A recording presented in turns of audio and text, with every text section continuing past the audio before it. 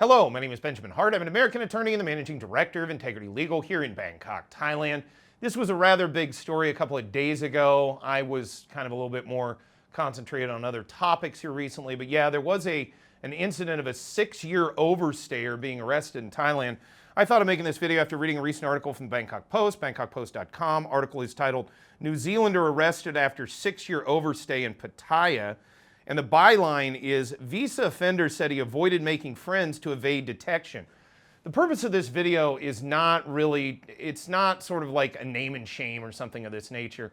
But there is something about this I think is worth pointing out, which is it's kind of a sad story in that this person basically lived kind of almost a hermit-like existence because they were, for lack of a better term, evading Thai immigration when, you know, honestly, if they would have just gotten their visa situation sorted out from the get-go, they wouldn't have had to deal with that. And more than anything, if you take nothing else away from this video, this is why immigration law is, to my mind, pretty important for foreigners in any locality because, you know, why live under the specter of having a problem like being deported? And then it's almost kind of inevitable, too, you know? Now, I can understand people get into a situation where they find themselves in some form of overstay or an imminent overstay, and they don't know what to do.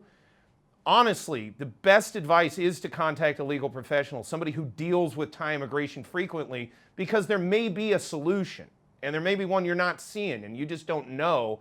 And it's better than, again, getting this stuff sorted out from the get-go is better than living under the specter of being arrested and deported. In any event, quoting directly again, Bangkok Post, bangkokpost.com, he, and I'm redacting names here, I don't want to, again, that's not our purpose here. He was caught outside a convenience store near Jomtien Beach, said Police Lieutenant Colonel Wirachai Thinkamut, superintendent of the Immigration Police for Chonburi Province. Quoting further, upon arrest, he, again redacting the name, was found to have overstayed his visa for a total of 2,173 days.